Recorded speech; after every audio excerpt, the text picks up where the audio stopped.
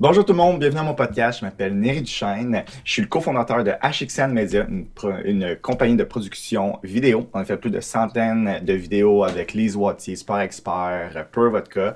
Et aujourd'hui, je reçois à mon podcast Luc Gélina. Luc est un animateur sportif chez RDS, un conférencier et un auteur à succès des livres C'est la faute à, avec plus de 100 000 impressions de ces livres-là. Salut Luc, comment ça va?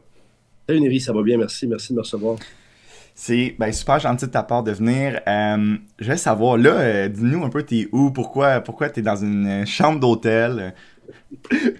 En fait, c'est que je suis avec le Canadien sur la route. Euh, et ce qui est bien, puis ça arrive pas souvent, donc ça nous permet de pouvoir avoir le podcast ensemble. Le Canadien a congé aujourd'hui. Et habituellement, quand le Canadien a congé, je dois quand même produire des reportages, être en direct au 5 à 7, à Sport 30. Sauf quand le Canadien est en congé le week-end, parce que il n'y a pas de 5 à 7, les Sport 30 se remplit et déborde parce qu'il y a tellement d'actualités sportives, comme aujourd'hui, il y a du tennis, il y a de la NFL, il y a Major League Baseball aussi, c'est des séries mondiales. Donc, aller en ondes pour parler du Canadien qui est en congé serait superflu. Fait que je suis en congé aujourd'hui à Saint-Louis, on jase ce matin. Après ça, je vais écrire un peu. Tu parlais de livres tantôt. Je vais écrire en 2, 3 heures. Puis en fin d'après-midi, je vais essayer d'aller visiter Anheuser-Busch. Où on brasse la Budweiser. Là, avec Coors Light, c'est la Coors puis Anheuser-Busch, pas mal les deux plus grosses brasseries. Puis il y a des gens, ben, en fait, il y a 2 personnes qui m'ont écrit sur Instagram pour me dire que je devrais aller visiter ça, que ça vaut la peine. Ça va peut-être être ça ma journée. Bon, ben, super cool. T'as parlé que t'es avec RDS, t'as parlé de livres. On va tout couvrir ça. Mais je voulais qu'on commence avec way back. On revient en arrière un peu. Luc de 11 12 ans, comment il était? Est-ce que t'étais gêné, timide? Tu viens de quel genre de famille? Juste pour nous donner une idée de comment ton enfance était. Je viens d'un petit village en Mauricie qui s'appelle Saint-Boniface. C'est à côté de Shawinigan. Euh, TQ, ben, j'ai deux sœurs un peu plus jeunes, Lynn et Annie. Et puis, j'étais un kid bien normal qui jouait au hockey l'hiver, à la défense. Euh, L'été, je jouais au golf 5 jours par semaine. J'aimais beaucoup la pêche, le plein air. Puis pour mes parents, c'était vraiment important. On n'était vraiment pas riches, mais mon père, il se démenait, il était mécanicien, puis il réparait des voitures tous les soirs, tous les fins de semaine, pour nous envoyer à l'école privée. Fait que je suis allé au secondaire, au séminaire Sainte-Marie. Et j'aimais beaucoup l'école, beaucoup la lecture aussi, beaucoup le français. Euh, Puis en secondaire 3, je ne me souviens pas pourquoi, là, mais j'étais embarqué dans le journal étudiant et dans la radio scolaire. Puis il y avait besoin de quelqu'un pour écrire des textes de sport, puis faire un petit mini. Hey, c'était vraiment cool parce qu'à toutes les fois, du lundi au vendredi, quand on venait de la récré, il y avait un petit bulletin de nouvelles OK. distribué dans toutes les classes qui durait peut-être 5 minutes. Puis il restait 1 minute et demie à la fin pour les sports. Puis moi, je le faisais comme une fois par semaine. On venait sur les matchs des cataractes, mais beaucoup aussi sur. On donnait le résultat des matchs canadiens, mais s'il y avait quelqu'un dans l'école en patinage artistique ou le club interscolaire en volleyball ou en basket avait joué, on donnait ces résultats-là. Donc, j'ai été chanceux en secondaire 3, là, je savais que c'est ça que je voulais faire dans la vie. Et OK. puis, mon, mon orientateur, je me souviens, il a marqué un peu ma vie parce qu'il a pris une décision importante. Il m'a vraiment botté le derrière. Il m'a dit, il faut que tu ailles étudier en ATM à Jonquière. Puis ben moi, de fil en aiguille, à force de faire la radio scolaire puis le journal scolaire, je me suis ramassé à aller au cataract parce qu'une année, il manquait quelqu'un pour la télé communautaire. Puis le gars de l'audiovisuel, Denis Benoît, m'a référé. Fait que là, je me suis ramassé en secondaire 4, 5, vraiment mauvais, à être une partie descripteur, une partie analyste des matchs des Cats. Tellement mauvais. Mais j'étais tout le temps là, puis de fil en aiguille, à l'époque, il y avait des radios dans toutes les villes. Là. Et nous autres, à Shawinigan, on avait une radio AM, c'est KSM. Puis là, le gars des sports, il voyait bien que j'étais un jeune, j'étais passionné, puis j'étais quand même pas si pire. Donc, il m'a demandé de le remplacer le week-end pour faire des remotes. Là. Mais tu sais, c'était des remotes ruraux. Là, ici, là, que j'ai né à grand-mère au tournoi de balle-ball de Chevalier de Colomb. Il y a le casse-croûte chez Tigui à 14 heures qui affronte Alignement à Bellemare. Tu sais, puis, fait que je faisais ça les week-ends, puis une année, je l'ai remplacé pendant ses vacances pour faire des vrais bulletins. Puis de fil en aiguille, c'était ATM. Puis là, je voulais pas partir de chez nous, laisser mes chums, tu sais. C'était bien. Tu Ouais. sais, quand tu as 17 ans, tes chums, ton groupe, il n'y a rien de plus fort que ça, puis je voulais pas. Puis c'est là que l'orientateur, là, Maurice Bellemare, l'orienteur, Ouais. orienteur, il m'avait vraiment botté le derrière, il m'avait dit, là, tes chums, tu vas les voir toute ta vie. Puis si eux autres avaient une décision à prendre pour leur carrière, ils en prendraient. Si Mhm. tu vas passer à côté de ta vie, si tu ne vas pas à Jonquière.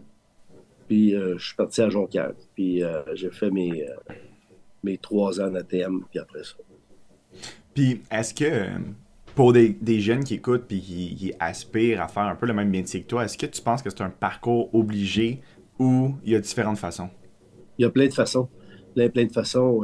Je vais donner 2 exemples. Marc Prévost, qui est un de mes chums, il est arrivé à RDS. Puis à l'époque, là, il y a 20 ans, 25 ans, avant que le web existe comme il est aujourd'hui, là, on recevait des faits saillants de matchs OK.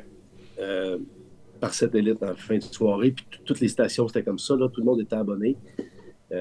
Puis là, on ramassait les faits saillants, puis on construisait ce qu'on voulait présenter, le 40 secondes sur le match Blackhawks Blues, par exemple. Mhm. Mais ça s'appelait le ticker, fil de presse. Donc, pendant la soirée, là, ça rentrait. Les buts de chaque match. C'est un petit peu comme OK. Twitter, là, mais à l'imprimer. 3-0 Chicago, Dirk Graham. Puis là, tu n'avais aucune idée, là. C'était écrit les passeurs, puis tout ça. Donc là, le job de Marc Prévost, il y avait un grand desk, là, puis on mettait des post-it, Chicago, Saint-Louis, Boston, Détroit. Et lui, il découpait tout au fur et à mesure, puis il mettait en dessous des post-it. OK. Puis là, on arrivait, on pognait la pile. Moi, je faisais, mettons, Boston, Chicago, je pognais la pile. Là, j'avais tous les buts. Puis là, j'écrivais un texte avec tous les buts de 8h à 10h30. Puis à 11h moins quart, quand les faits saillants rentraient en vrac, là, OK, là, j'ai le but qui fait 2-1, le but qui fait 4-4. Puis là, je réécrivais mon texte, j'envoyais ça au montage. Et Marc, lui, sa job, c'était de découper ça, de laisser ça en dessous des post-it. Puis aujourd'hui, c'est un des réalisateurs du hockey. OK. Puis Louis-Philippe Neveu, qui est le grand patron de TVA Sport, c'est un de mes chums, il est arrivé, il était dans les mêmes fonctions aussi. Après ça, il est devenu recherchiste. Il faisait des études à travers ça, il avait de la drive, il est devenu producteur, puis c'est le big boss à TVA Sport. Puis il n'a pas étudié en communication, donc c'est toutes les portes mènent, je pense, au journalisme, puis le journalisme mène à toutes les portes aussi, ou la communication. Moi, j'ai Ouais. pris ça. C'est sûr qu'il y a beaucoup de monde qui viennent de Jonquière, puis je plains ceux qui ont gradué pendant la pandémie parce que ce qui t'aide beaucoup, c'est le stage que tu fais. Mhm. Avec la pandémie, dans à peu près toutes les sphères, tu as été 2 ans sans stage. Là. Ouais. Ouais, ça fait que, Ouais, excuse, ma ouais. réponse a été ben trop longue. Là. Mais non, c'est bien correct. Puis, tu sais, toi, tu parles de rôle. Toi, au début, c'était quoi ton rôle? Parce que tu avais quand même des études là-dedans. Mais, tu sais, je sais que je t'ai déjà entendu dire que RDS, c'était tout nouveau, je crois, que ça commençait. Ben, ouais. Moi, quand je suis sorti de Jonquière, je suis allé. J'ai suivi ma blonde de l'époque, puis elle voulait venir à Montréal, puis c'était bien correct de même, c'était parfait. Je m'étais trouvé une job comme pigiste à Caméra 88, qui était présenté à TQS. C'était un peu un précurseur de JE, mais OK. avec un petit côté freak show pas mal fort. OK. Puis ça, tu étais payé au reportage. Puis moi, j'avais saisi ce que le patron aimait, tu sais. Fait que j'y en donnais du freak show. Puis je m'arrangeais bien parce que j'en faisais pas mal de reportages. Puis là, RDS a ouvert. J'ai envoyé 2 fois mon CV par la poste. Là. À l'époque, il n'y avait pas d'email. En 89, on dirait que ça fait 5 ans. J'ai même pas eu de réponse. Même pas eu de réponse de dire OK. écoutez, vous êtes pourri, votre CV n'a pas de sens. Vous avez un gros nez, je sais pas. J'ai eu aucune réponse. Donc, quand ça fait 1 mois et demi, 2 mois qu'RDS est ouvert, je regardais ça en ondes. En fait, ça faisait 2 mois, puis je me disais, mais voyons donc, je peux pas croire que je suis pas là. Ouais, ouais. Puis je me comparais, puis je me disais, voyons donc, comment ça? Je suis meilleur qu'eux autres, dans ma tête. Ouais, Donc, ouais. je me suis présenté, je suis allé rencontrer le patron, il s'appelait Jacques Barrette. Ben, en fait, il y avait Yvon Vanet qui était le grand boss, mais celui qui s'occupait de la salle des nouvelles plus, c'était Jacques Barrette. Je suis allé le rencontrer sans rendez-vous. Puis là, on s'est assis dans son bureau, puis je lui ai expliqué ce que je faisais, puis qu'il pouvait faire des reportages. Et je suis allé faire un reportage pour eux. Puis dans le temps, là, on avait de la misère à remplir Sport 30 une demi-heure. OK. Ça venait d'ouvrir. Donc, il y avait des reportages en banque pour insérer dans le bulletin pour pas qu'on ait un trou de 4 minutes. Là, là. Ouais, ouais. Maintenant, c'est le contraire. Il faut compresser tout ce qu'on a à dire parce qu'on a plein de stocks, plein de matériel. Donc, j'avais fait un reportage pour mettre en banque, puis le soir même, ils l'ont passé. Puis là, c'était bon. Fait que là, j'en ai proposé un autre la semaine d'après. Puis de fil en aiguille, il aimait mes reportages. Puis à un certain moment, ils m'ont demandé si je voulais faire de la rédaction aussi. La rédaction, c'est dans la salle des nouvelles. Tu regardes les matchs ou les événements sportifs, puis tu fais le résumé. Ça, là, c'est ma job. Bon, tout le monde trouve que je suis chanceux, je couvre le Canadien, mais rédacteur, là, c'est une maudite belle job. Parce que, moi, j'ai trippé là-dessus. Tu vas travailler, pas rasé en jeans, en t-shirt. Tu regardes des games de hockey, des tournois de golf, des coupes du monde de ski alpin, des tournois de tennis, de la NFL, de la NBA, même MLB, n'importe quoi, NBA. Tu choisis, tu fais tes faits saillants. Puis tu choisis les reprises, tu écris le texte, puis le lecteur s'en va, puis il lit ça en autre. Donc, j'ai fait de la rédaction, puis un peu de reportage. Puis Kim Poff, dans la première année, on m'a demandé à quelques reprises d'aller dépanner au forum pour remplacer. Le gars qui était là au tout début s'appelait Alain Dubois. OK. Et on ne couvrait pas le Canadien sur la route, on couvrait le Canadien qu'à domicile. Puis une couple de fois, je suis allé remplacer pour des entraînements. Puis de fil en aiguille, je me suis ramassé l'année 92-93 à faire, je sais pas moi, 20 de rédaction, puis 75 70 de Canadiens de Montréal. Ah ouais. J'ai commencé sur le beat cette année-là. Parce que quand je ne couvrais pas le Canadien, je faisais les faits saillants dans la salle des nouvelles. À l'époque, c'était Denis... C'était-tu Denis ou Jean-Pierre? C'était Jean-Pierre Boisvert. Jean-Pierre Boisvert qui couvrait le Canadien. Puis ce qu'on faisait, c'est qu'on allait au forum les deux ensemble. Supposons que les Oilers d'Hartford étaient en ville. Ben, Jean-Pierre couvrait le Canadien le matin. L'entraînement était à 10h30. Puis à 11h30, il partait avec sa cassette à RDS. Moi, je restais puis je faisais un reportage sur le club visiteur. Mettons, voir Justin Lemieux ou Chris Palmer, Patrick Poulin, je sais pas moi, des espoirs. Je faisais un reportage sur les Oilers. Puis notre bulletin était à 18h30. Fait que quand Jean-Pierre arrivait en direct à 18h30, il parlait du Canadien. Puis il disait, en terminant, ce matin, mon collègue Luc Gélina est allé faire un tour du côté des Oilers de préparer le reportage qui suit. Fait que j'étais tout le temps pas mal au forum. Je remplaçais Jean-Pierre. Souvent, je faisais des matchs de fin de semaine aussi. OK. Ma journée finissait à 18h30. Jean-Pierre, lui, elle finissait le soir. Puis après, Denis Caron est arrivé pour remplacer Jean-Pierre. Puis Denis, lui, fonctionnait différemment. Il ne voulait pas faire des doubles chiffres, des journées de 10h le matin à minuit. Donc, je faisais tous les morning skates. OK. Je préparais le reportage à Denis. Ça, c'était weird un peu. 24h, triomphant. Salut Luc, de quoi je parle tantôt? Ah, c'est quand même bizarre, pareil. Direct avec tout ce que j'avais préparé. Puis lui, il faisait la portion de soirée. Puis là, Denis a commencé à voyager. Il était host, il était animateur en ouverture d'émission. Donc, Denis voyageait. Fait que, tu sais, les journées qu'il voyageait, mais moi, je couvrais le Canadien. Puis, en fait, j'étais là à toutes les pratiques. Puis je faisais les matchs du week-end aussi. Puis après, Alain Crête est arrivé. Puis là, on a commencé à être pas mal moitié-moitié. Là, on a commencé à voyager juste en 96, pour dire les nouvelles. Au début, là... mettons, le Canadien revenait d'un voyage, comme là, c'est un voyage d'une semaine. Là. Bon, mais vu qu'on n'était pas sur la route, moi, le disque de service, j'allais accueillir l'équipe à Dorval parce qu'ils voyageaient commercial. OK. Tu peux prendre un vol pour aller à Détroit, puis tu étais assis entre Shane Corson à côté, puis Chris Chelios, Patrick Roy est en arrière. Ah, ouais. C'était vraiment spécial. Puis nous autres, quand j'ai commencé à voyager en 96, c'était encore ça. Là. On arrivait à l'aéroport, on se faisait donner nos billets. Puis techniquement, nos noms, on était à part, mais t'arrivais des fois, tu te ramassais à côté de Stéphane Richer, puis là, tu faisais le vol, puis tu rasais tout le long. C'était vraiment spécial. Donc, j'allais les accueillir à l'aéroport. Mais là, les gars, ça ne leur tente pas, là, puis le coach non plus. Ça fait une semaine que tu es parti de la maison, hâte de voir ta blonde, tes enfants. Là, t'as le petit coune d'RDS qui arrive avec sa caméra, puis tu t'approches 5-6 minutes. Là, c'était une autre époque. Puis c'est ça, depuis 96... 95-96, on voyage, là, puis on accompagne l'équipe pour les nouvelles. La technologie a beaucoup changé. Super intéressant qu'est-ce que Luc vient de nous raconter, mais juste avant de le laisser continuer, je dois vous parler de Case Me. Case Me est une entreprise de e-commerce québécoise de design et de fabrication des plus beaux accessoires mobiles et du pour cellulaire, AirPods, MacBook, chargeurs portatifs, etc. En plus de vendre en ligne, Case Me est également très fort dans la personnalisation des étuis aux couleurs d'entreprise. Dernièrement, ils en ont fait pour Beneva, les Canadiens de Montréal, Remax, Chocolat Favori et plusieurs autres. Pour vos futures commandes, qu'elles soient sur le site ou les étuis corpo, vous allez obtenir 15% de rabais sur votre prochaine commande avec le code NIRI15. Fait que 15%, c'est quand même pas pire. Et pour obtenir, vous rentrez dans la section code promo NIRI, N-I-R-Y, 15 en chiffres, donc 1, 5. OK, on retourne au podcast. Puis, je me demande, tu sais, on s'entend, le Canadien de Montréal, ça a tellement une grosse histoire, là, tu sais, au Québec, tout le monde regarde ça depuis qu'on est petit, on veut entendre parler de ça. Pour toi, est-ce que c'était intimidant les premières fois qu'ils t'ont dit Luc, tu vas remplacer, ou tu sais, Luc, tu vas rentrer. C'est quand la première fois que tu es rentré dans le vestiaire, par exemple, tu devais capoter?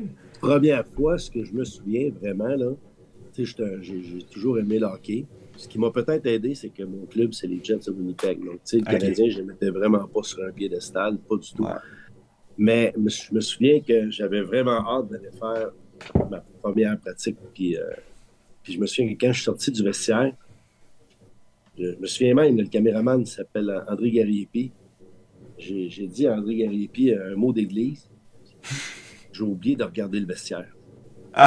J'étais tellement sur la job là, que je n'ai même pas pris le temps de regarder. Puis là, j'étais comme OK.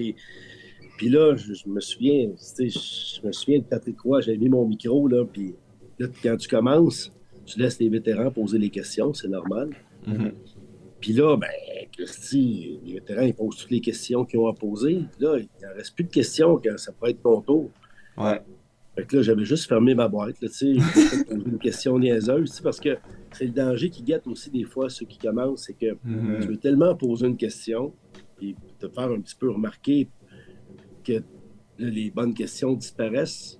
Puis là, des fois, ça arrive après un match, là, où le matin, là, je m'installe, et il y a 4 questions qui s'enlignent pour le coach. Moi, j'en ai pas d'autres en tête. Ouais. Et si j'ai 4 chums en avant dans le fil qui posent des questions, je regarde le PR, je fais 5 secondes, je n'ai plus de questions. Là, tu sais. Ouais. Puis est-ce que ça veut dire que toi, tu vas réutiliser les réponses que les autres ont données? Oui, complètement. Tu sais, c'est souvent, tu sais, comme hier avant le match, là, il y avait des changements à la formation. Tu as 3 vétérans Ben, 2 vétérans, en fait, Drouin et Tadonov qui ne jouaient pas, là. Ouais. Puis, c'était qui l'autre? Mais je sais que Flaskowski est rentré, Armia est rentré. Hey, ça va pas bien, mes notes sont juste là en plus. Mais bref, l'histoire, c'est Tadonov et Drouin. Tu sais, tu les débarques, tu dois leur reprocher. Qu'est-ce que tu veux que Pezzetta amène? Armia, ça fait longtemps qu'il n'a pas joué. Un coup que tu as parlé de ça, tu sais, bon, il y en a 5, 6, 7 questions de base. Tu sais, là. Mm-hmm. Quand on reste allé sur l'actualité, je parle. Ouais, parce que je pense que si tu fais un documentaire, tu pourrais en parler, tu pourrais faire plein de questions, mais là, si on veut juste la réponse de là, aujourd'hui, demain, j'avoue que... Est-ce qu'il y a un moment que tu t'es dit, wow, ça c'est malade, tu as dû en voir, là, t'as-tu une anecdote que tu dis, ça c'était malade mental, qu'est-ce que j'ai pu vivre grâce à mon travail? Ouais, ben en fait, c'est quoi? Ça va être un cliché, là, puis tu vas me trouver quétaine. Ça doit m'arriver toutes les semaines. Ah ouais? Puis, je le dis à mes chums, à mes caméramans, tu sais, là. Mais c'est sûr qu'il y a des moments qui sont beaucoup plus grandioses. Tu sais, moi, je suis un jouisseur de la vie. Tu sais, j'apprécie ce que je fais. Puis je le réalise que je suis privilégié, que ça fait 30 ans que je n'ai pas travaillé. Tu sais. Tu sais, mon fils travaille sur la construction. Là, il commence à 5h30, 6h le matin. Là, puis, tu sais, il travaille fort. Puis j'ai des chums qui posent la brique. Et, moi, là, je regarde des gars jouer au hockey. Je regarde des entraînements. Je regarde des matchs. Tu sais, mes gros sacrifices, c'est de dormir 4 heures. Comme lundi, là, je fais l'entraînement, puis il faut que je sois en direct pour Sport 30. Il n'y a pas de vol lundi en soirée pour Minnesota. Okay. Bon, ben, mardi, j'ai un vol à 6 h le matin.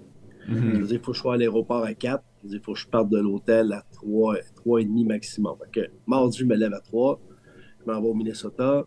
J'arrive là-bas, il est 8h30. Je m'en vais directement à l'aréna. Puis je finis à 11h le soir. Il dit, ah, tabarnouche, méchante grosse journée, il se lève à 3, on va finir Ouais. à minuit, soir. Je regarde du hockey, là. Ouais. Il n'y a rien là, là. Fait que je suis un jouisseur de la vie, je suis chanceux, j'ai une belle vie, des beaux moments, j'en ai plein. Mais des moments d'extase pure, là, je suis chanceux, j'ai eu les Olympiques. Puis mettons comme les Jeux à Londres, là, il n'y a pas une journée que je me disais pas, wow, hey, je suis à Londres, moi, là, je suis aux Olympiques à Londres, là. Puis en plus, en faisant du hockey, je ne m'attendais pas à faire des Jeux d'été à un certain moment. À Londres, j'ai été 3 semaines en transe à me dire, wow, c'est donc hot, là. Puis les Jeux olympiques, surtout Turin aussi. Sochi, c'était moins charmant. Sochi, c'était. OK. J'étais vraiment sa job. Salt Lake, c'était mes premiers, c'était malade. Vancouver. Mais l'anecdote que je raconte tout le temps à tout le monde, puis ça, j'ai vécu un rêve. J'étais dans un film. J'étais allé faire des reportages à Brantford, en Ontario. En fait, un reportage euh, pour voir c'est quoi l'héritage que Wayne Gretzky a laissé à la ville de Brantford. Mhm. Puis honnêtement, là, il n'y avait rien d'allumant là-dedans. Là. C'était une idée de mon boss de l'époque, le Philippe Neveu, parce qu'on avait dans le temps la grande semaine hockey à RDS. Puis du lundi au vendredi, on touchait plein de sujets de hockey mineur, de plein d'affaires. OK, je vais y aller. Et puis moi, c'est rare que je dis non. Là. Mhm. Je vais y aller, mais tu sais, c'était comme on va rencontrer le maire, on va aller à l'aréna, une coupe de patente, puis finalement, hey, on a booké Walter Gretzky, le père à Wayne. Bon, ça va être le fun. Wow. Fait que Walter, il vient nous rejoindre. On était au Boston Pizza, on filmait là-bas, puis on faisait une entrevue avec le gérant de la place. Walter, il arrive, on est au restaurant, il est super gentil. On a un caméraman local qu'on a engagé qui est avec moi. Là, moi, j'avais loué une camionnette. On prend ma camionnette, on s'en va à l'hôtel de ville. Walter nous accompagne. Là, on le filme avec le maire, on fait une entrevue avec le maire, puis là, on s'en va faire l'entrevue principale avec Walter à l'Arena. Puis l'Arena à Brantford, elle a un petit mini-temple de la renommée. Puis il n'y a pas juste Wayne Gretzky qui vient de Brantford, il y a quand même une couple d'athlètes comme Doug Jarvis, entre autres. Puis on fait l'entrevue avec Walter, puis après, il nous demande seriez-vous assez gentil pour me ramener à la maison? Okay, donc, c'est Walter Gretzky. Ah, c'est ça. Amène Walter chez lui, puis quand je me stationne, je réalise, moi, je pensais que M. Gretzky vivait dans une résidence pour personnes âgées, parce qu'il n'était pas jeune. Puis il y avait eu un incident cardiovasculaire aussi avant. C'est pour ça qu'il ne peut pas conduire, d'ailleurs. Là, je réalise qu'il demeure encore dans la maison familiale où Wayne a grandi. Fait que là, puis on lui a même pas ôté son micro-cravate. Il y a encore son micro-cravate sur lui. On avait oublié de lui ôter. Fait que je disais, est-ce que ça vous dérange? Vous avez encore votre micro? On vous filme de loin, vous ouvrez la porte, puis vous faites comme si vous partez prendre une marche. Puis nous autres, on va brouiller l'adresse. Là. Il n'y a pas de trouble. Il le fait, mais il est vraiment mauvais. T'sais, il ouvre la porte, il nous fait salut. Ok, ouais, je comprends. C'est pas grave, on le prendra pas. Là. Ne le mettez pas dans la porte. C'est pas grave. Puis là, on rentre à l'intérieur. En fait, je rentre à l'intérieur pour lui ôter son micro. Puis là, dans le hall d'entrée, il y a plein d'affaires. Là, je pousse ma loque. Ça vous dérangerait-tu si on filmait juste un petit peu en dedans? Il dit, ben non, pas trop. Puis là, je fais venir le caméraman. Puis là, l'objectif, c'est juste de filmer 30-40 secondes à l'intérieur, là, parce qu'il y a plein d'affaires. Là. Et là, il part. Visite guidée. Ah, ça, c'est une photo avec ma femme. Ça, c'est quand on est allé à Los Angeles, la première partie de Wayne. Ça, c'est le mariage de Wayne. Ah, ça, ici, le solarium, dans le temps, c'est ici que Wayne a appris à patiner. Les photos que vous voyez, la patinoire, là, c'était ici. Mais là, Wayne, il a bâti un solarium à sa mère. Il a rajouté une piscine. Là je capote. J'ai du stock. Puis à un certain moment, là, j'arrive avec le moment de grâce. Mais il dit, c'est pas ça que vous voulez voir. Puis il rouvre une petite porte. Il y a les marches qui montent pour l'étage. Il ouvre une petite porte, puis il dit, venez, suivez-moi. Et on s'en va dans le sous-sol. Et dans le sous-sol, il y a tout ce que Wayne a ramassé dans sa vie. Wow! Les médailles de baseball, d'athlétisme quand il était jeune, tous ses trophées de hockey, Atom, Pee-wee, Bantam, Midget, nomme-les toutes. Tout est là. Ses chandails aux Jeux olympiques, ses chandails de match des étoiles, les gars, ils ont des répliques de trophées. Les répliques de trophées sont là. Des bâtons de Yari Coury, de Paul Coffey, de Marc Messier.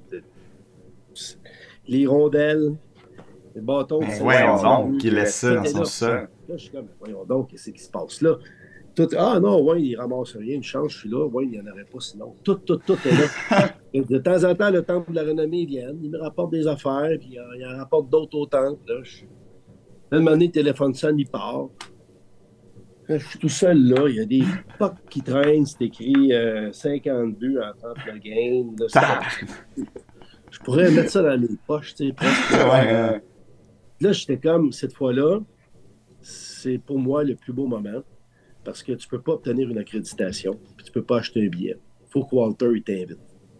Donc ça, c'est vraiment le moment que je me suis dit, ah, moi, là, je suis vraiment en train de vivre ça. Là. Je suis dans la caverne de l'Ibaba. Là. Ça, c'est le Ouais. moment qui fait juste pas de sens. C'est complètement fou. Puis, au contraire, t'as-tu un moment que tu dis, ok, là, je l'ai échappé. Là, je suis allé trop loin ou peu importe. Y a-tu un moment comme ça? Non, non, ben non. Euh, Faudrait que tu demandes peut-être plus à mon boss. Euh, non, mais aujourd'hui, avec le recul, quand je regarde ça, il y a des comportements que j'avais comme jeune journaliste que j'aurais pu aujourd'hui. Là, Ok. je réglais des comptes en ondes des fois. Là, Ah ouais, hein? ouais, comme... Tantôt, je parlais de l'aéroport de Dorval. Là. Je me souviens, Alain Vigneault est nommé entraîneur-chef du Canadien. Dans sa conférence, il dit, il y a une chose que je vous promets, c'est que ça ne me changera pas. On va rester le même gars. Parfait. Là, ils commencent l'année, puis ils s'en vont faire un voyage dans l'Ouest, puis ils reviennent quelque part début novembre. Ça fait comme 10 jours qu'ils sont partis. Moi, je suis à Dorval, puis là, je pose 3, 4 questions au coach, puis Alain dit, hey, écoutez les boys, là, ça fait une semaine que je n'ai pas vu ma femme, là, on se parlera demain, là, puis il décide que lui, après 3 réponses, 4 réponses, assez, on se parlera demain à l'aréna. Il s'en va. Ouais. Moi, je suis comme, non, faut partir, là, on vient de commencer, fait qu'on a 4 réponses. Fait que j'ai conclu mon reportage devant l'aéroport en disant quelque chose dans le genre quand Alain Vigneault, le nouvel entraîneur-chef du Canadien, s'est contenté de parler pendant moins de 2 minutes avec les journalistes, répondant à seulement 4 questions et dire qu'il avait promis que son nouvel emploi n'allait pas le changer. Hmm. Là, j'ai à l'aéroport de Laval. Et là, le lendemain, là, Donald Beauchamp, qui était le relationniste du Canadien, il vient me voir, puis là, là, tu ne peux pas faire ça. Puis je me souviens, il m'avait dit mot pour mot, une affaire, il ne faut pas t'oublier, tu as pas mal plus besoin d'Alain Vigneault qu'Alain Vigneault a besoin de toi. Puis moi, les 2 mains dans les poches, j'avais dit, ben Alain Vigneault, dans 3 ans, il n'y aura plus de job, puis moi, je vais encore travailler à RDS. Oh boy. Petit côté de même, tu sais, que aujourd'hui, je ne ferais jamais ça. Là, si Martin Saint-Louis dit, ah, les gars, on se parlera demain à Dorval, je comprendrais la situation. C'est Ouais. peut-être parce que je suis un père de famille, puis je sais quoi, partir une semaine. Puis si ça ne fait pas mon affaire, je ne réglerai pas ça à la TV. Mais non, c'est ça. Je vais y parler après, ou je vais le pogner peut-être sur le coup, je vais y parler le lendemain. Tu sais, une année, c'était un dimanche, j'étais au forum, puis Patrice Brisebois, il parle avec les gars de la presse écrite. Là, je vais le voir, puis il dit, ah, je fais pas de TV aujourd'hui, je suis pas rasé, je suis tout crache. Ouais, Patrice, tu viens de parler avec les gars de la presse écrite pour 5 minutes. Je suis pas un sous-média, moi, là. Moi, je vais te poser une question. Ah non, je fais pas de TV aujourd'hui, puis il s'en va. Dans mon reportage, j'ai fini en disant Patrice Brisebois, de son côté, a joué un bon match hier, mais il n'a pas voulu répondre aux journalistes de la télévision, seulement aux journalistes de la presse écrite. Il trouvait qu'il n'était pas assez bien habillé. Il était fâché le lendemain. C'est sûr. Mais tu sais qu'il m'en a pas refusé d'entrevue après, Ouais. mais ça se fait juste pas, tu sais. Non, Ouais, je comprends. C'est peut-être ça, aller trop loin, tu sais. Mhm. Mais tu C'est sais, l'exemple ça. que j'ai en tête, mais pour le reste, je pense pas, là, tu sais, je suis pas... Il faut que tu te dises tout le temps, quand tu fais un reportage, une intervention en direct, calcule que la personne de qui tu parles, elle est là comme si elle était à côté de toi. Tout le temps ça, Ouais, je me dis. j'avoue. Ouais. Bien facile de dire, hey, lui, c'est un tout croche, c'est un citron. Si t'es pas capable de dire en pleine face, dis-le pas. Puis toutes les fois que, tu sais, des fois, ça arrive pas souvent, là, ça arrivait peut-être plus avant, mais quand il y a de quoi de pointu, assure-toi de travailler le lendemain. Ouais. Si tu as une critique envers un joueur, le lendemain, assure-toi d'être dans le vestiaire. Ouais, c'est ça. Et de voir le gars puis de te présenter. Mais moi, ma job, c'est pas de critiquer. Moi, je rapporte ce qui se passe. Ouais. On a plein des analystes, des bons RDS, des fichus de bons. Fait que faut que je m'en tienne à mon rôle, puis je me mets pas dans le trou, je pense. Puis, est-ce que, tu sais, le Canadien de Montréal, tu sais, on dirait qu'on en parle souvent de comme, c'est la chose la plus médiatisée. C'est le sujet qui est tellement médiatisé, puis tellement qu'on entend souvent que, tu vois, c'est la pression journalistique. Ou, tu sais, il y a des hyper, tu sais, on entend souvent, il y a des joueurs qui veulent même pas venir jouer à Montréal parce que il y a trop de médias, puis tout ça. Toi, en tant que média, qu'est-ce que t'en penses? Est-ce que tu penses que c'est vrai? Est-ce que tu penses que c'est faux? Est-ce que tu penses que des fois, ça va trop loin? Est-ce que c'est trop? C'est quoi ton opinion là-dessus? Ben, des fois, des médias, il y en a beaucoup, mais il y a une affaire qu'il faut comprendre. Tu sais, ici, c'est doublé. Mhm. Il y a beaucoup plus de médias à Toronto. Mais si tu regardes ici, on les accote parce que tu en as en français puis tu en as en anglais. Ouais. Mais on n'est pas, honnêtement, à Montréal, on n'est pas tough là, sur nos joueurs, là. Vraiment pas. Mhm. Puis, tu sais, il faut faire une différence entre les gens qui sont présents, qui sont sur le beat, puis après ça, ceux qui font des shows hors d'onde, puis qui peuvent dire, je veux dire, en dehors du beat, là, tu sais, autant à Ouais. RDS, à TVA Sport, qu'à la radio, tu sais. Puis des fois, les joueurs ne font pas la différence, tu sais. Il peut y avoir un commentateur qui va critiquer le club à TVA Sport ou à l'antichambre. Puis Michel Therrien, il était mauvais là-dedans. Il n'était pas capable de Ah faire la ouais. différence. Tu sais, si, je sais pas moi, Gilbert Delorme le critiquait à l'antichambre, mais le lendemain, il était fâché après moi. Ok, Ok, ouais, ouais, je Même fois que comprends. Marc-André Perrault, TVA Sport, il pouvait nous faire la baboune, de répondre comme si on était des crottes de nez, parce qu'il y a quelqu'un à notre station qui l'avait critiqué. Tu sais. Puis François Gagnon, il le critiquait souvent, tu sais, puis c'est correct, puis ça vient que la job. Moi, ma job, là, c'est même pas de le critiquer. Mais fait que là, si tu dis si le coach canadien, qui est un francophone, ne fait pas la différence entre les analystes et ceux qui sont sur le beat, imagine les joueurs. Puis là, le Ouais, c'est phénomène ça. qui s'est ajouté, puis ça, Chantal Maccabé, je t'ai parlé avec elle, là, tu as les blogs aussi. Fait que, tu sais, tu as plein de blogs, tu as plein de sites web, puis il y en a qui sont pas mal à sensation. Mhm. Les joueurs, des fois, ne font pas toute la différence. Tu sais, comme quand Carey Price, il y avait des rumeurs farfelues qui circulaient à son endroit, là. C'était pas au 98.5, c'était pas au 91.9. C'était pas dans le Journal de Montréal, c'était pas dans la presse, c'était pas dans la Gazette, c'était pas RDS, c'était pas TVA Sport, c'était pas Radio-Can. C'était des sites web. Ouais, des les pages pages Facebook. Puis... Facebook, puis ci, puis ça. Puis là, ça spin, puis là, il y a des partages, puis là, ça commente à gauche, à droite. Avez-vous déjà lu ou vu quelque chose sur toutes les rumeurs farfelues? Non. C'est la vie privée, ça ne nous concerne pas, nous autres. Mais là, ce que ça fait, c'est que ça devient les médias. Voyons les médias.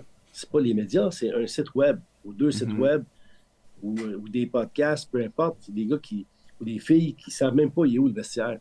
Ouais. Puis là, des fois, ils mélangent tout ça. Fait que, bref, la pression de Montréal, c'est tout le temps relatif. C'est comme je pensais que Slavkovski, en fait, je pense, Slavkovski, il a une grosse pression. Il est le numéro 1 overall. Mais quand l'année a commencé, puis le camp d'entraînement, j'ai réalisé qu'il y avait 4-5 journalistes de la Slovaquie qui étaient là. Ah ouais. Avec Slavkovski, ouais. Mais lui, sa pression, là, c'est d'être le first pick overall la première fois pour un Slovaque. Lui, il ne veut pas décevoir une nation au complet. Fait que, tu sais, on a beau s'imaginer la pression de Montréal. Lui, il y a une pression qui vient d'ailleurs, qu'on ne calcule pas. Donc, là, c'est tout le temps relatif, la pression. Puis Guy Carbonneau m'avait dit de quoi quand il jouait. Je pense qu'il jouait à Dallas dans le temps, pas mal sûr. On parlait de la pression, tout ça, puis je parlais de Dallas à bâton rompu. Puis il m'avait dit la pression, là, quand tu es un vrai, tu veux jouer dans un gros marché. Puis il avait comparé ça à ma job. Il dit, toi, là, mettons que RDS, vous avez des codes d'écoute respectables. Si tu couvres le Canadien pour une télé communautaire, tu fais la même job identique, mais il y a 45 personnes, 100 personnes qui regardent tes reportages. Est-ce que tu vas être fier de ça ou t'es mieux travailler une place où il y a des milliers de personnes qui regardent tes reportages? Tu veux travailler RDS. Mais si tu es quelqu'un qui tourne les coins ronds et qui n'est pas vaillant, tu es aussi bien à la télé communautaire pour le même prix, puis personne ne voit ce que tu fais. Ouais. Dans un joueur de hockey, c'est pareil. Quand tu es un vrai et que tu es bon, tu veux jouer dans un gros marché. J'arrête une autre fois le podcast pour vous parler de mes amis chez Blue Pearl Distillery. C'est eux qui ont Bleu Royal Gin, le gin Jardin Verde et la crème Aléa. Ils viennent de sortir 2 nouveaux produits vraiment cool. Le gin Bleu Royal Gin, mais à la pêche. Super bon, je crois, dans les gin tonic. Vraiment léger, ça c'est vraiment mon style. Et le gin Jardin Verdé Glam. C'est le même Jardin Verdé que vous connaissez peut-être, mais avec des brillants dedans. Super festif, parfait pour le temps des fêtes ou pour n'importe quelle occasion, si vous aimez les brillants. Allez sur le site de la SAQ pour le commander, sinon allez en magasin. Sinon, allez voir leur Instagram. C'est vraiment une super belle distillerie. OK, on retourne au podcast. Tu parles beaucoup de, tu sais, exemple, un coach qui fait pas la différence entre TVA Sport, RDS, parce que ça revient les médias. Mais pour exemple, fan, on a toujours regardé le RDS quand tu regardes du hockey francophone. Je sais plus quelle année, mais TVA Sport sont arrivés. Qu'est-ce que ça a fait dans votre milieu? Est-ce que ça l'a créé, ça l'a-tu divisé votre milieu? Est-ce qu'il y a du monde qui ont commencé à être moins fin avec RDS ou non, ça l'a juste resté pareil, mais c'est du non, au début, c'est ça, au début, il y avait des frictions, tu sais, on était des chums en plus, là, tu sais, on est encore des chums, là. Le temps passe, là. Mais tu sais, c'est sûr qu'il y avait de la pression aussi qui venait d'en haut des deux bars, je pense. Tu sais, dire, OK, là, eux autres, là, c'est l'ennemi, là, on n'est pas de chum avec eux autres. Ouais. Là. Et puis moi, je suis old school aussi, là, tu sais, là, je suis un peu jambon de ce côté-là. Là, OK. fait que, tu sais, au début, là, ben là, sérieux, tu sais, Marc-André Perrault, je me suis marié, moi, 5 ans et demi. Perrault, dans mon mariage, là. C'est un chum, là. J'ai du fun avec, là. C'est un des meilleurs gars qu'il n'y a pas, puis, sincèrement, je sais qu'à chaque année, ils perdent de l'argent, mais il n'y a personne qui veut que ça ferme. Il faut que ça reste TVA Sport. Puis, ils font du bon travail. Là. Ils travaillent fort. Là. Ils ont des gens compétents en place. Puis, est-ce que tu sais... Puis, est-ce que... je sais pas si tu as le droit de dire ça, puis si tu n'as pas le droit, on skip ça, pas de stress, mais est-ce que tu t'es fait offrir? Est-ce que tout le monde s'est fait offrir non, pas tout le monde. Ben non, okay. Ça, c'est un beau spectacle. Là. Il y en a qui ont joué ça là, pour dire ah oui, je me suis fait approcher. Parce que là, il y a eu une petite vague de panique à RDS. Ben oui. L'arrivée de TVA Sport a été très, très bonne financièrement pour moi. Puis pour à peu près tout le monde à RDS. Là, notre patron a dit oh, là, OK, là, quand ils ont eu le hockey, là, on sécurise des postes. Honnêtement, c'était la panique à RDS. Et toutes les ententes ont été revisées, les salaires ont explosé, on a eu des bonus de signature. Tout le monde. Ça a été très bon, mais il y en a, je le sais, là, qui sont vraiment allés voir le patron et disaient hey, là, moi, quand j'ai une offre l'autre bord, là, puis il n'y avait pas d'offre l'autre bord, là. Je pense que des gens qui ont été approchés et qui ne sont pas partis, il y en a eu beaucoup moins qu'on pense. Là, là. OK, je comprends. Puis, comment ça fonctionne? Est-ce que vous fonctionnez un peu comme les joueurs de hockey? C'est comme un contrat, c'est tant de temps, c'est tant d'années, un salaire prédéfini, ou c'est comme un emploi plus classique que tu rentres en emploi, puis à un moment donné, si tu te fais renvoyer, tu te fais renvoyer. Ça marche comment? Ben, c'est le mélange des deux. On appartient à une entreprise sérieuse, là, fiable, là, qui s'appelle Bell. Puis même avant qu'on soit avec Bell, c'était la même chose. Là, c'était très sérieux. Prenons moi, par exemple, Patrick Friolet, Andréane Barbeau, on est sur le hockey. Donc, on est permanent. On est payé aux 2 semaines, comme tout le monde. Puis on a une entente supplémentaire qui vient bonifier notre salaire. Parce que dans la salle des nouvelles, je parlais des rédacteurs, techniquement, moi, j'ai un poste de rédacteur. On a tous un poste de rédacteur. Puis là, après ça, ce poste-là, ben, on appelle ça une prime de beat. C'est que ça comprend c'est quoi ta charge de travail, c'est quoi la responsabilité, puis l'importance que tu as dans la production du bulletin de nouvelles. Donc ça, c'est une entente qui est à part. Puis ça, ces ententes-là, on les signe avec le boss. Là, c'est 2 ans, 5 ans, 3 ans. OK, je comprends. Mais quand TVA Sport est arrivé, quand ils ont eu le hockey, là, tout le monde a renégocié les permanences sont demeurées les mêmes, mais c'est les ententes supplémentaires qui ont été renégociées, puis c'était pas mal du 5 ans pour tout le monde, je pense. Moi, OK, je comprends. Je sais même pas si j'ai le droit de compter ça. Mais tu sais, c'est plus des détails administratifs en général. En tout cas, je suis pas mal sûr que c'est bien correct parce que j'en reçois plein de monde au podcast, puis il y a même personne qui m'a dit qu'il n'avait pas le droit de compter quelque chose, mais tu me diras. J'ai quelques dernières questions concernant hockey. Est-ce que la pas réforme, réorganisation qu'il y a eu dans les dernières années, tu sais, Marc Bergevin qui est parti, puis le coach qui est parti, puis tout ça, est-ce que ça a changé quelque chose pour toi, ou toi, c'est juste comme, tu continues à faire tes affaires? La pandémie, j'avais plus de fun. Même que une année, je me suis dit, j'ai dit à ma femme, je n'avais même glissé un mot à mon boss. Je dis, moi, je vais faire la saison 21-22, là. Je vais peut-être prendre ma retraite. Ah ouais, hein? J'ai pas de fun. Tu sais, les Christy de Zoom, là, je me levais le matin, déjeunais, je faisais mes affaires, j'épluchais l'actualité, je faisais un Zoom à 11 heures, des fois un autre à midi. Là, j'étais en direct de chez nous à 4 heures, à 5 heures. Là, on regardait le match à la télé. Hmm. Là, je faisais un autre Zoom à 10h30. Je préparais, je faisais mon reportage, je l'enregistrais dans mon bureau, on voyait ça à la station. Puis, tu sais, l'ancienne administration était pesante, là. Marc Bergevin, autant quand il est arrivé, il y avait, tu sais, un nouveau souffle. Il était plein d'entrain. À la fin, il était devenu paranoïaque, là. Ah J'utilise ce ouais. mot-là. Il ne nous regardait plus, il ne nous parlait plus. Il imaginait des conspirations. C'était pas le fun, là. Les Mhm. joueurs, c'était pareil. Tu sais, puis c'était pesant l'ambiance avec Price. Tu sais, le Price, on le met sur un piédestal, il prend sa retraite. Weber, c'est pareil. Mais c'était lourd. Ces deux-là n'aimaient pas les médias, là, tu sais, puis ils ont le droit, là, tu sais. Mais Price, il n'aimait pas les médias, puis, tu sais, il n'était pas plaisant, là, tu sais. Des fois, une boîte à surprise pour avoir une bonne journée. Mais ces deux-là, ils emmenaient large. Donc, tu sais, c'est toute une conjoncture. Ce serait trop facile de dire, oui, c'est Chantal, puis c'est Ken Hughes, puis c'est Jeff Gorton. Mais c'est la fin de la pandémie.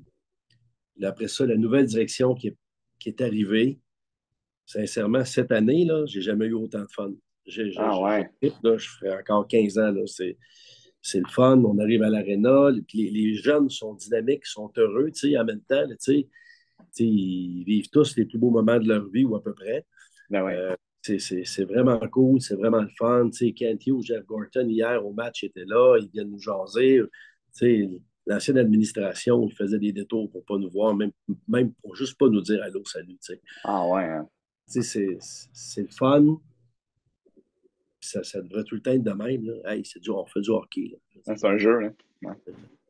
On n'est pas une entreprise là, avec des secrets informatiques et qu'on cache tout. C'est juste du hockey. Là, Ouais. quand tu te le fais expliquer aussi pourquoi, là, vraiment, cette administration-là, chapeau. Chapeau, même match préparatoire, on a eu un meeting. Ça, c'est pas sorti, ça, dans les médias parce que c'est de la business interne, mais on a eu un Ouais. meeting avec Jeff Molson, France Margaret, puis Chantal Maccabé. C'est le Canadien qui a instauré, qui a demandé ce meeting-là avec les journalistes de Beat. C'est comme RDS, les trois, on était là, Pat Friolet, Adrienne Barbeau était là. Moi, je travaillais, c'était une journée de match, mais je suis arrivé à Ouais. la fin pour s'asseoir, puis qu'est-ce qu'on peut faire pour que ça marche? Ah ouais. Ouais, parce que Chantal, ce qui est intéressant, c'est qu'elle, elle venait de l'interne. Quand elle était engagée par Jeff Molson, elle a dit à Jeff Molson, sur la galerie de presse en haut, là, personne qui vous aime, là. Les gars, là, on a juste hâte que les Canadiens, la saison se termine, pour partir sur la route, couvrir les autres clubs.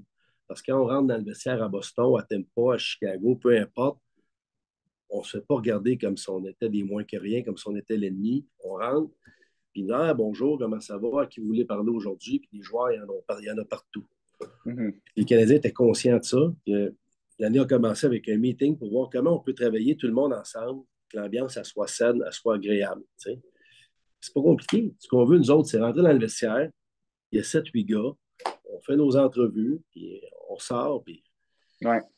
C'est ça qui se passe cette année, depuis le début de l'année. C'est le fun parce que là, on retourne dans les vestiaires. Avant, on faisait des podiums. Je sais qu'il y a des gens qui adoraient ça, les podiums, parce qu'ils voyaient tout ce qui se faisait, tout ce qui se disait.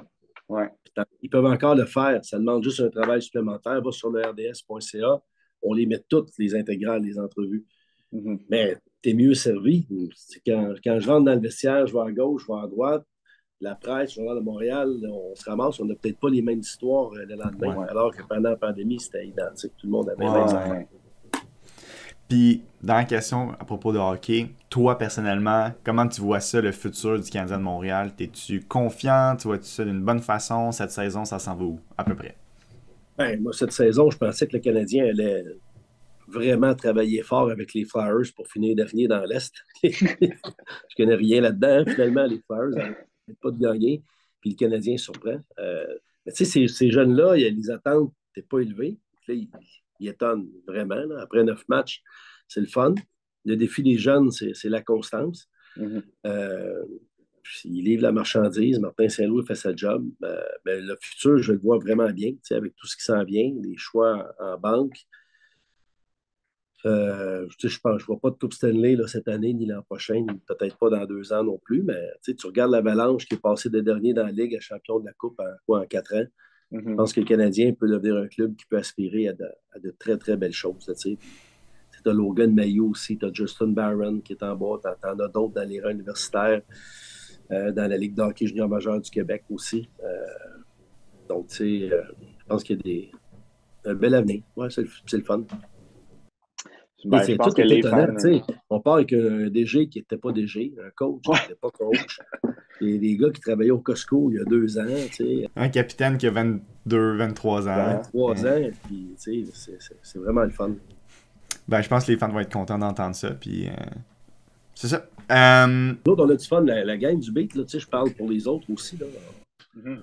On est vraiment emballés, on a du plaisir. C'est important, l'ambiance de travail. Ben oui, vraiment. Puis, là, tantôt, tu disais que tu allais écrire un peu aujourd'hui. Là, j'ai mentionné que tu étais aussi auteur. Mais je veux savoir, tu as une job temps plein, tu es permanent, tu cours le Canadien, tu voyages. Comment ça a commencé, ça, ta job d'auteur? C'est où que c'est quand tu t'es dit, ouais, je vais commencer à écrire, j'ai du temps? Ouais, c'est une bonne question. J'ai 54, je vais avoir 55 là, au mois de décembre. Donc, ça veut dire à peu près une quinzaine d'années. Donc, j'étais au tournant de la quarantaine. Ma job, là, c'est le fun, c'est palpitant, mais ça reste que je suis dans une zone de confort. Là, tu changes les noms des joueurs, le nom des équipes, le pointage. Ça vient à certains moments que c'est tout le temps la même poutine. Ouais. La saveur change, là, mais ça reste la même affaire. Ouais. Puis là, ben, à Sport 30, je fais un reportage, il ne faut pas que ça dépasse 2 minutes. OK. 1,50. Tu essaies de garder ça pour une dynamique BT, pour pas perdre l'intérêt des téléspectateurs ou des gens sur le web. Puis un live, ben, c'est 4 minutes et demie, 5 minutes. Tu ne dépasses pas ça. Je me disais, Luc, tu es capable de faire plus un peu. Donc là, j'ai étudié en presse écrite, j'aime ça écrire, vraiment beaucoup écrire, j'aime vraiment ça. C'est un accident, je me suis ramassé en télévision, puis je suis vraiment chanceux, je suis bien content. C'est une Fait belle que là, je accident. me cherchais des idées pour écrire un livre, puis les journalistes sportifs, ça fait des biographies. Mhm. Là, je cherchais des idées de biographie, puis j'approchais pas personne, je cherchais. Puis là, à un certain moment, c'est le père de famille qui a été inspiré par le Flash parce que j'ai 3 enfants, Guillaume, Daphné et Pénélope, 3 sportifs. Les 3 ont atteint l'élite dans leur sport, 3 sports différents. Puis moi, je les ai juste accompagnés là-dedans. J'ai été entouré de sports, hockey, baseball, cheerleading.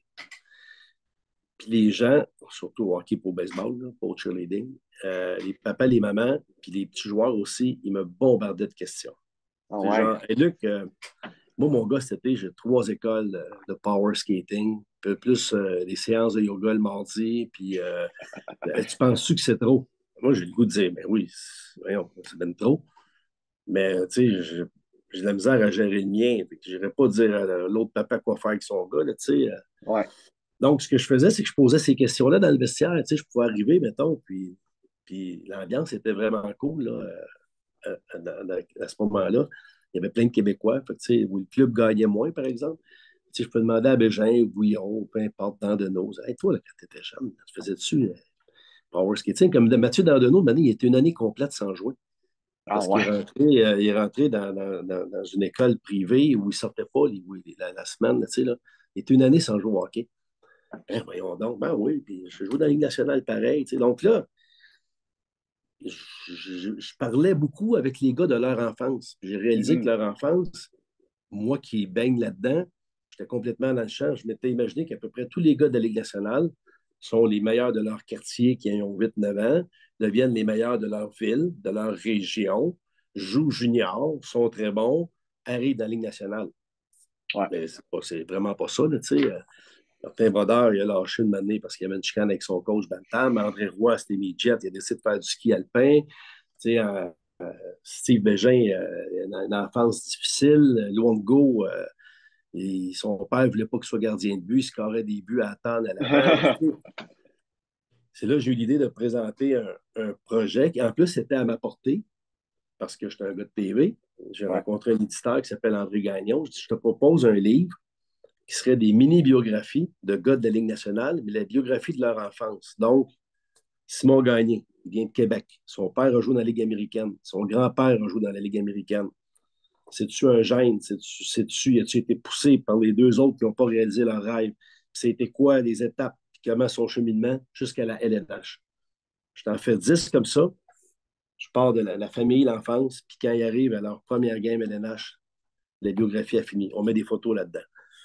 Puis mon éditeur m'avait dit Hey, wow, quel bon flash. Ça n'a jamais été fait, ça. Euh, puis ça va faire aller les garçons. Il n'y a pas beaucoup de livres qui intéressent les jeunes garçons. C'est un Ouais. cercle vicieux. Parce que vu que les gars ne lisent pas, les auteurs jeunesse veulent faire de l'argent, c'est pas des tatans, ils n'écrivent pas pour les gars ne lisent pas. Ouais. Les auteurs jeunesse, ils se forcent à écrire pour les filles lisent. Les filles ont plein de beaux livres, les filles lisent. Les gars, il n'y a rien qui les intéresse, puis personne ne s'intéresse aux gars. Toi, Ouais, ça je va comprends. porter des garçons. Fait qu'on fait, j'ai fait ce livre-là. Ça a été un gros, gros best-seller. Ça a vraiment fait lire les garçons. Puis avant même qu'il soit publié, j'avais proposé un tome 2 avec d'autres histoires, sortir un peu du Québec, tu sais, un Mike Camilleri pour voir comment ça se passe à Toronto, Brian Genta, le système américain, Kovalev, Ouais. un russe, Gomez en Alaska, puis on a embarqué dans le tome 2. Fait que ça a commencé comme ça. C'était deux beaux best-sellers en toute humilité.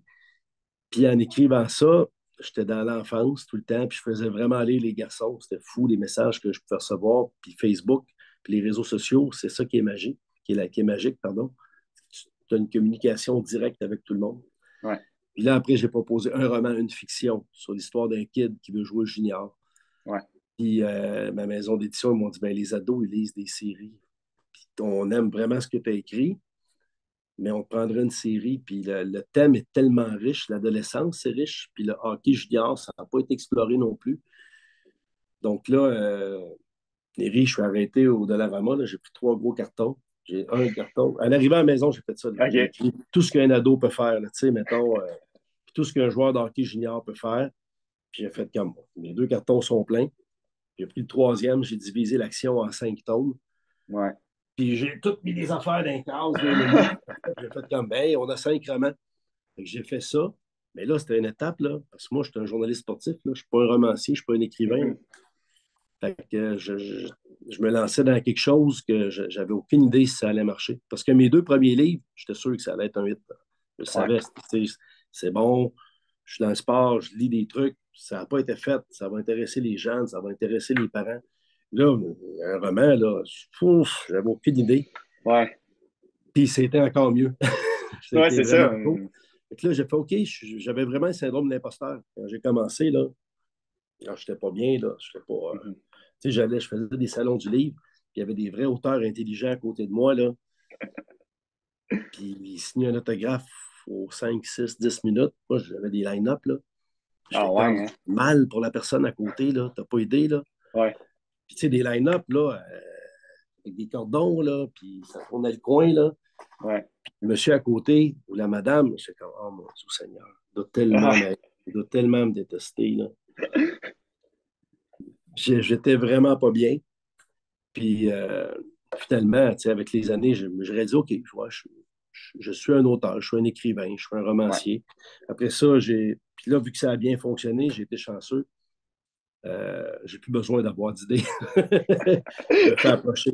Donc, après Ouais. ça, il y a une maison d'édition qui appartient au Centre La Chapelle dans le Témiscamingue qui m'a approché pour faire des romans pour les plus petits, les plus jeunes, les 8-9 ans. OK. Ces petits gars-là, il n'y avait rien pour eux autres.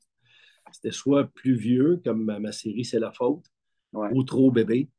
Donc là, on a fait une série de 3 romans avec eux autres. Ça a bien été. Après ça, j'ai fait La vie de Steve Bégin avec mon ami le docteur Sylvain Guimont. Mhm.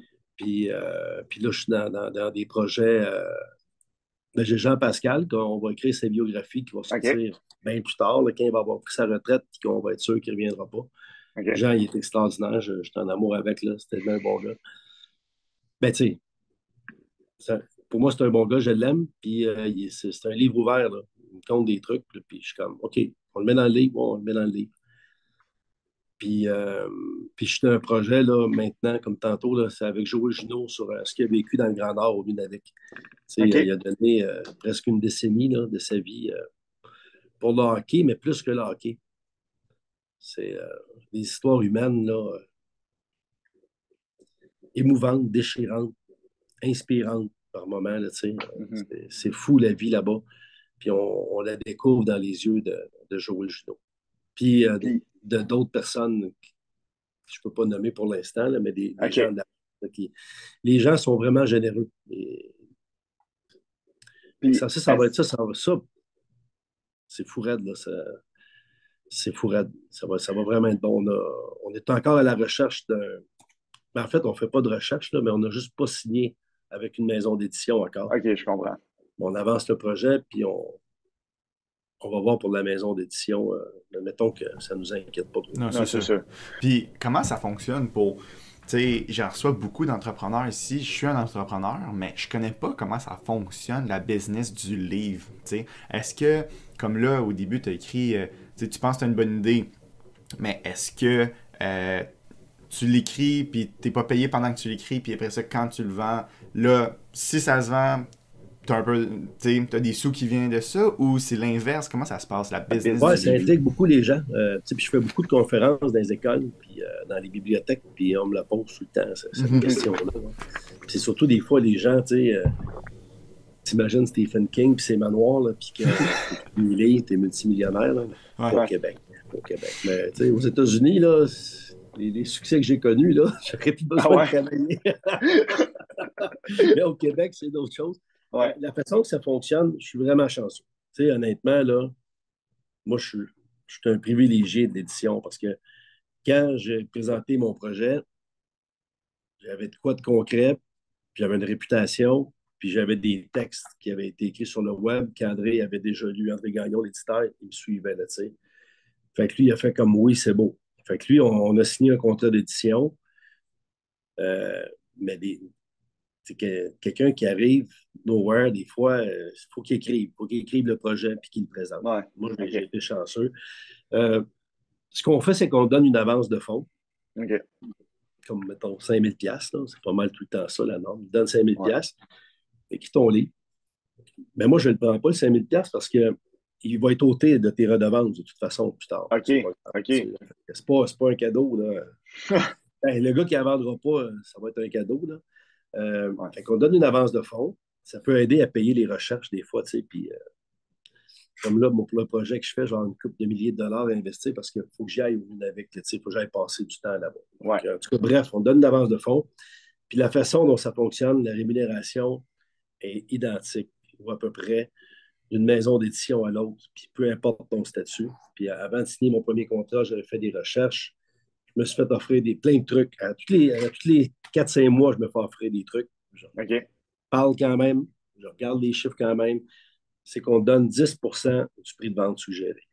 Comme là, OK. je suis en train de lire Charles Lamelin, écrit par Luc Bellemare. Là. Mhm. Bon, mais c'est un livre qui se vend, mettons, un peu, moi, te le dire. Bon, 32 piastres. OK. Ça veut dire que les 7500 premiers livres, tu as 10% du prix de vente. OK. Fait que 32 piastres. En fait, c'est 33 piastres. 33 piastres. Ça veut dire qu'il y a 3,30 qui est versé à l'auteur sur les 7500 premiers livres. 3,30. Après 7500, tu tombes à 12%. Puis OK. après 15 000, tu tombes à 14%. OK. Fait que, tu sais, mettons que le livre il est 10 piastres, mais tu as une piastre, tu as une 20, tu as une 40. Ouais. Une biographie, tu divises en deux. Fait que, tu sais, ils ont une pièce et demie chaque, les 7500 premiers. Fait que, tu sais, moi, je suis chanceux, là, j'ai juste fait des best-sellers. Ouais. Mais moi, tu sais, j'ai pas de pression d'en vendre des livres, là. J'ai ma job à RDS. C'est Là. ça. Moi, je C'est fais un ça. passe-temps, puis tant mieux. Mais l'écrivain qui dit, moi, là, je vis de ça, là, c'est une vie particulièrement stressante, puis tu es obligé Ouais, des oui. fois de faire des projets qui ne t'intéressent pas. Tu sais, comme je te donne un exemple, moi, quand j'ai fait la série C'est la faute, c'est 5 tomes. Les 5 tomes, là, on en a vendu beaucoup, beaucoup, beaucoup. Ouais. On en vend encore, puis là, tellement qu'ils ont été réédités il y a 2 semaines. Ouais, j'ai vu. C'est-à-dire Ouais. qu'on a pris la série au complet, on a changé les covers, puis ma maison d'édition les a placés dans les librairies, ils retournent avec les nouveautés parce qu'ils se vendent encore. Puis là, ben, les lecteurs, les publics cibles, c'était des tout petits enfants il y a 10 ans quand c'est sorti. Et quand j'ai fini ma série C'est la faute, ça arrête à la fin. Mon héros, Félix Riopelle, il est à la porte de la Ligue nationale. Ouais. C'est sa carrière junior qui m'intéressait.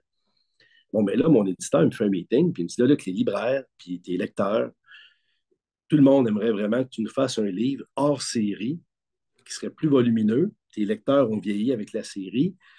Tu pourrais nous faire la carrière LNH de Félix Riopelle. Ouais. J'ai une job RDS, je ne suis pas obligé de faire ça.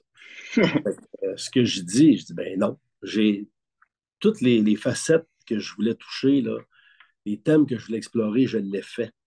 Si je l'amène dans la Ligue nationale, là, ça va être, dans le fond, mon héros, c'est un jeune fougueux, arrogant, un brin, très talentueux, pas costaud. Pierre Lambert, avec le National de Québec, là, c'est la même affaire. Je veux dire. OK, ouais. Fait que moi, vu que je travaille pas comme ben, je travaille comme auteur, mais vu que je n'ai pas besoin de ça pour payer mes affaires, je ne l'ai pas fait. Mais si Ouais, j'avais besoin de l'argent des livres, ben, c'est sûr que je l'aurais fait. c'est sûr. Ouais. Là, tu écris un livre plus gros qui se vend plus cher. Puis tu sais que tous ceux qui ont suivi ta série vont en vendre. Tu vas en vendre 25-30 000 copies. Tu vas faire 80-80 000 $, je ne sais pas trop. Ouais. Je ne l'ai pas fait. Puis en plus, tu sais, j'ai vu Lancer Compte étirer la sauce, que ça devienne tellement mauvais. Puis les Boys, même affaire. Moi, c'est 2 séries cultes, Lancer Compte puis les Boys. Mais à la fin, c'était juste pour le cash. Là. Ouais, c'est ça. Les gens ne peuvent pas me dire que Lancer Compte, à la fin, c'était pas pour le cash. Là. Non, même c'est affaire Goudreau pour les Boys. À la fin, je ne voulais pas faire ça. Donc, c'est l'avantage. Pas l'avantage, c'est. Ben oui, c'est l'avantage. Ben oui, c'est le piège, tu sais, je fais plein de salons du livre. Il y a des auteurs, des fois, que ça roule bien, une série. Puis là, ils lâchent leur job. Puis ils disent, hey, moi, je vais écrire des livres. Tu sais, je suis capable de vivre de ça. Puis là, l'autre série, elle vend moins. Ou l'autre livre d'après, il vend moins. Ouais.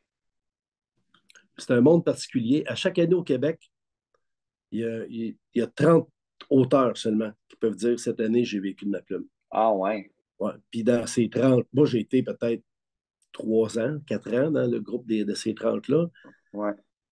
Mais tu as un groupe là, de peut-être une quinzaine, que c'est tout le temps les Sénécal et compagnie. Ouais. Puis les autres, ils rentrent, puis ils sortent. Là, C'est tellement fou. Tu sais, c'est fou, là, des livres. Tu rentres dans un Renaud-Bré, il y en a tellement. Tu te dis, ben là, c'est une grosse business, mais il faut que tu en vendes ça petit pépère. C'est fou. Ah ouais, c'est débile. Puis, tu sais, moi, je ne le savais pas au début, là. Je n'étais jamais allé de ma vie dans un salon du livre. Tu sais, moi, je veux un livre, je vais l'acheter à la librairie ou à la bibliothèque à Repentigny chez nous. Et la première fois que je suis allé au salon du livre, là, je suis tombé en bas de ma chaise. Voyons donc, il y a donc bien des livres, tu sais. Ah ouais, mais moi, je me suis moi, je les ai toutes lues, là. Tu sais, c'est la faute A quand j'étais plus jeune, là. Puis quand j'ai revu des nouveaux covers, j'étais comme, attends, c'est-tu une suite? Je comprenais pas. J'étais comme, hein? Puis là, j'ai vu que c'était juste une réédition. Puis j'étais comme, ça fait. C'est ça, mais je me disais, ça fait tellement de sens, tu sais, parce que moi, j'en parle, par exemple, du monde plus jeune, ils sont comme, je connais pas ça, tu sais. Mais là, ils vont peut-être connaître ça là, tu sais, parce que ça ressort, puis c'est parfait pour eux. Ben, parfait, Luc, merci de ton temps. Ben, j'ai 3 dernières questions. Dans le fond, c'est des sections. Super. C'est 3 sections que je pose à toutes mes invités, dans le fond. La première, ça s'appelle la question parfaite. OK? Fait que si tu pouvais t'asseoir avec 3 personnalités, ça peut être n'importe qui, pour une soirée et discuter. Ça serait qui? Ça peut être un gars, une fille, ça peut être des gens qui sont dans le passé, qui sont morts. N'importe qui, 3 personnes pour un souper. Ouais, mais là, tu sais, je vais m'en tenir au côté de job, là, parce que j'aimerais ça m'asseoir avec mon père et en poser des questions. Il avait 18 ans quand il est mort, tu sais. Wow. Ben, ça peut être ton père aussi. Ouais, non, ben, je serais rien que lui. S'il était là, je pourrais faire les autres. On aurait à se compter, là. Il avait 18 quand il est mort. Boy, oh boy. Tu sais, c'est difficile à dire. parenthèse, j'ai déjà eu ce souper-là avec Scotty Bowman. Ah Seul à ouais? seul, juste moi puis Scotty, 2 heures de temps, juste tous Wow. les deux, cachés. Il donnait une conférence, puis j'avais été engagé pour être son host. Scotty, il n'aime pas ça faire des conférences, fait qu'il aime ça faire des questions-réponses. Ouais. Puis il avait été engagé, puis c'était une surprise. C'était à la queue de cheval à Montréal. Fait que moi puis lui, mettons, qui était prévu pour faire sa conférence à 19h30, moi puis lui, on est rentré dans la queue de cheval en cachette à 17h au deuxième étage. OK. On avait un serveur juste pour nous autres, puis là, on attendait qu'il soit prêt en bas. Juste moi puis Scotty. Wow. Une petite anecdote, elle n'a pu finir. C'était d'un beau moment de ma vie. Tu sais, que tu disais tantôt, une année, tu te dis, wow, je suis en train de vivre Wow. ça. Là. J'étais tout seul avec Scotty, puis meilleur steak en ville en plus. Wow. C'était fou raide, puis j'étais payé pour faire ça. Wow, en plus. Fait que je sais pas, hein, c'est tellement une grosse question, là. Wow, ça demanderait réflexion. Tu sais, tu veux pas manquer ton coup. Je pense que je prendrais Jack Nicklaus, premier. OK. Moi, quand j'étais jeune, j'étais un gros maniaque de golf. Vraiment. J'étais pas pire aussi. OK. Puis Jack Nicklaus, c'était vraiment mon idole, des idoles. Tu sais, je l'ai vraiment suivi, puis je regardais les tournois à la télé dans la mesure du possible.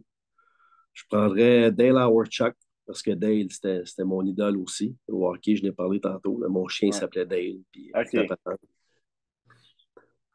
puis la troisième personne, wow, wow, wow, wow. Ça serait Barack Obama. Ah, trop cool. Est-ce que tu as lu son livre? Non, non, non, j'ai pas lu.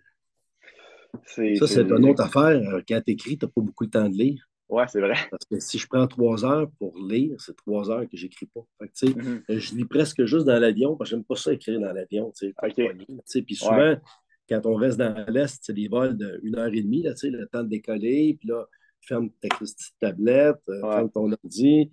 Fait que je lis beaucoup dans l'avion. C'est la place que je lis le plus. OK. Ok, super. La prochaine section, c'est réponse rapide. Ok? Fait que j'ai 5 questions. Tu fais juste dire une réponse rapide. T'as pas le droit de t'étirer. En fait, t'as le droit, mais. Ok. Ton projet d'affaires le plus marquant.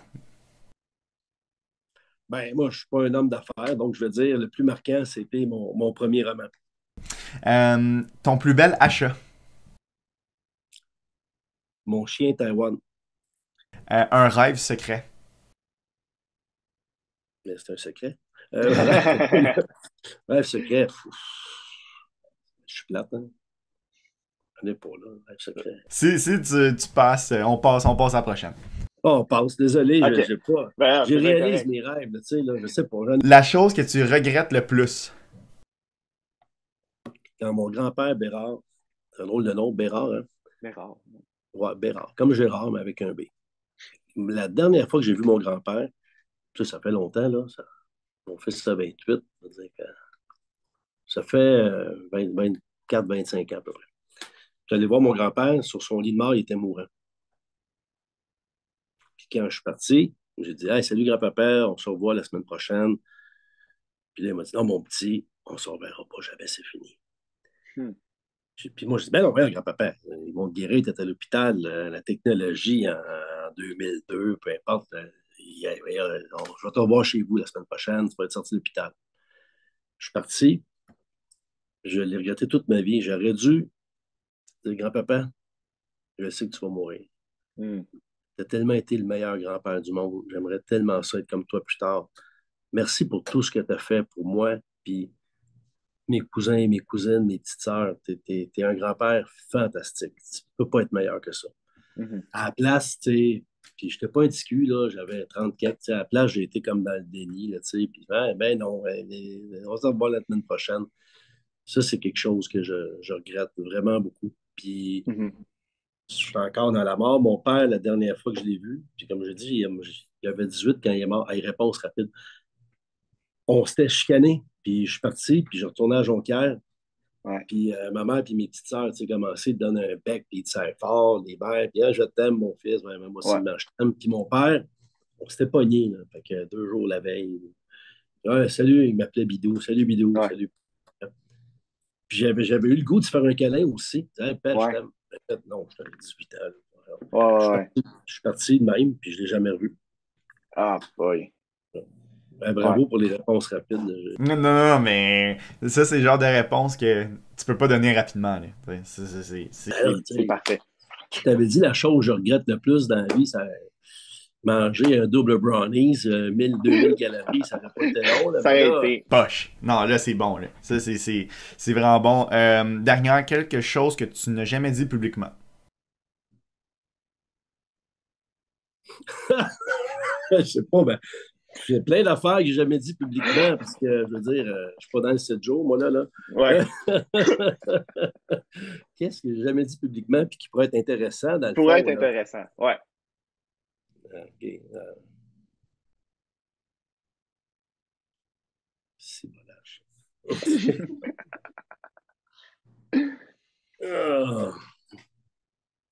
Hey, là, je sais pas.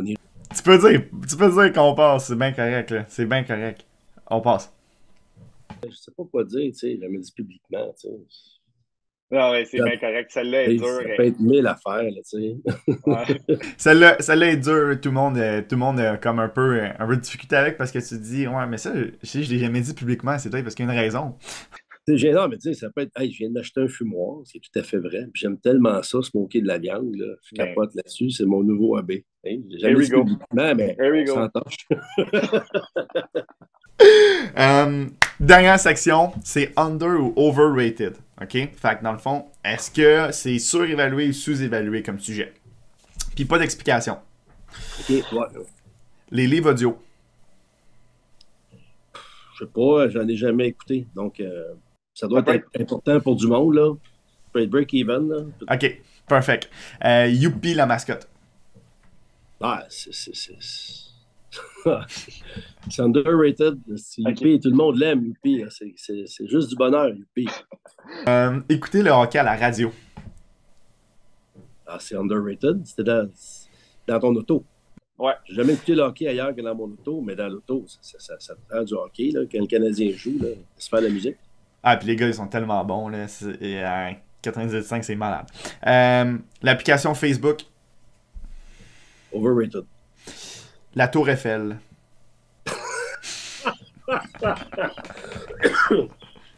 Celle de Vegas est overrated, en tout cas. La cage au sport. Overrated. Et jouer au golf. Underrated. Super, hey, merci Luc. Je mets tout un lien dans la description du podcast pour plugger quelque chose. Y a-tu un lien que tu aimerais que je mette vers quelque chose ou? Ah non, merci, c'est bien gentil. RDS.ca. Ben, Déjà parfait, bien allez. pas besoin, ils ont déjà Ouais, bien c'est ça. Je pense que ça va rien changer, là, mais bon, je vais le mettre pareil juste parce que je veux mettre un lien. Hey, merci Luc de ton temps, c'était vraiment, vraiment apprécié. Si je te souhaite tout le succès du monde dans tous tes projets, tes livres, les conférences, puis aussi ta job RDS. Merci beaucoup, t'es super gentil. Bonne chance avec ton podcast. Merci. Et le reste.